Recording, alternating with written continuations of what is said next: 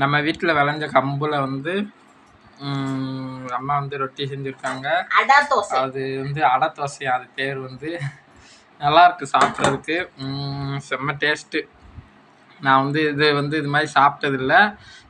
காலேஜில் இருந்ததுனால இப்போ இங்கே வீட்டில் இருக்கிறனால அம்மா வந்து எதாவது செஞ்சு தராங்க. ரொம்ப சூப்பராக இருக்குது.